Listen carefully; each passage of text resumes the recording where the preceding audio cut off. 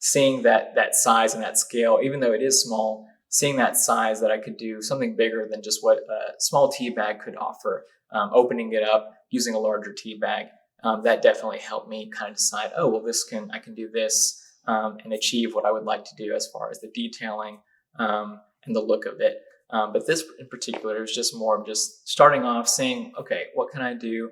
How is this going to work? And if it does work, how do I continue? And so really, this was kind of the kickoff to, okay, I like how this looks. I like what I can achieve with this. And so it was completing that with more paintings. My name is Marcus Vasquez. I'm a local artist here in Arkansas and primarily a painter. I usually work in acrylic, but for this series, I've done watercolor. So this is the Goliath Beetle, and I have the Latin name with it as well. So the Goliathus, and it is watercolor on tea bag, and this was done in 2022. So I do have an interest in insects. Not really anything in particular about it. I think with the size of the tea bags and kind of what I wanted to do with the project, I think it was a perfect subject matter to pursue.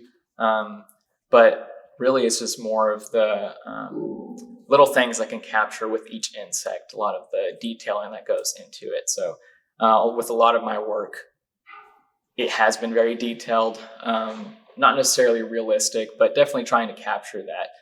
With the tea bag, it's a different, I guess, canvas, different background, different surface to use. So it's just very much trying to work with it as much as possible. So being able to get that detail at this scale and all the little, I guess, subtle nuances and variations of the beetle and its the highlights, the shadows, even the little dots that kind of go along the back. So really it's more so you can be drawn into it and kind of just look at all the subtleties within the piece. So I think it's really, there's lots of value in being able to share my work here. I think not only being from the North Little Rock area, I think it's a really cool location. I think there's a lot of potential here in this area. Being in the Argenta district, it's perfect for the arts. And so I think it just kind of hits home that, I'm able to show my work here and show work that, again, is more of an experiment, more of trying something new, something that isn't traditional. And I think that's a really, really cool thing when gallery spaces are open to that, to accept artists and show art that isn't necessarily the norm. Not only does it get viewers to see things that they probably haven't seen before, it allows me to show something that is different. And, hopefully the public has an interest in that. So with the Goliath Beetle, I think it was the first one that I did with this series. And it was more of just trying to see how I could start off and see where it would lead me. So for this, not necessarily, I was just always interested in, when I decided to kind of experiment with this, I was interested in the bugs and saying, okay, well, what can I do with bugs and what sizes? And so I think with this one in particular, it was really cool to do one a bit larger than what I had done before.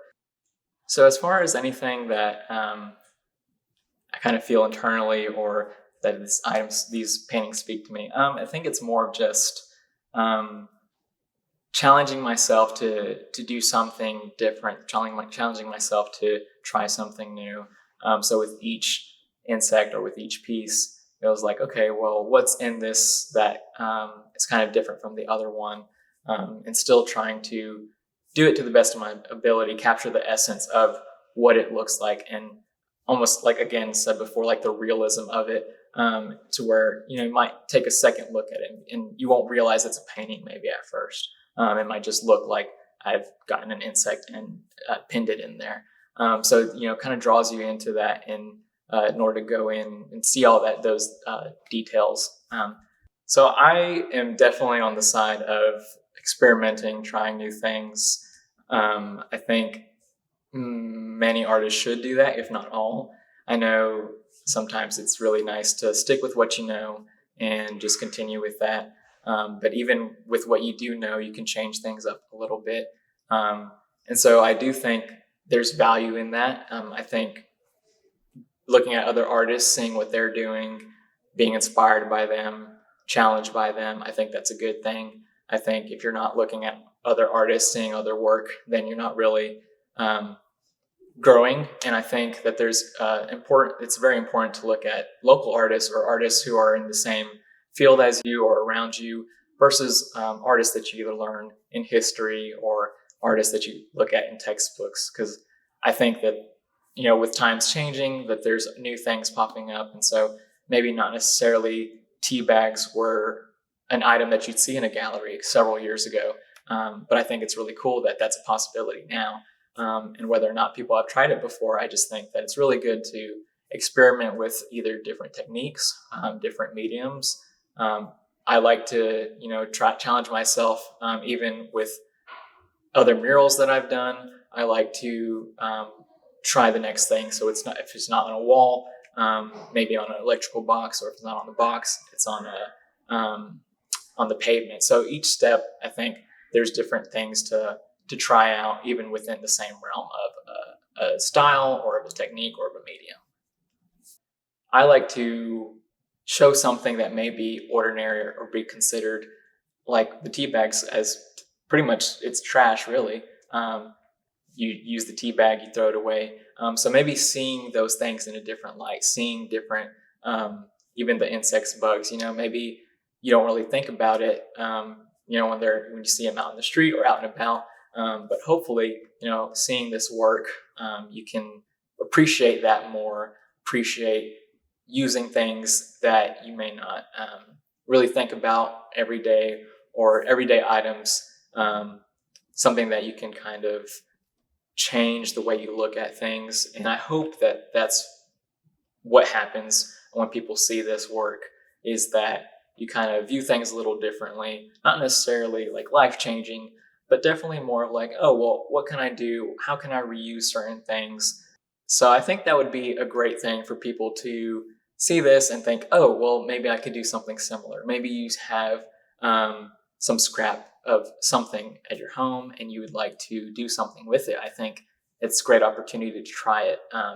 You could do lots of things with even sculpture, scrap sculpture. I know that has been popular. I've seen people, artists who have taken trash that's been on the beach and make sculptures out of it. And that's definitely making a statement as far as keeping that area clean.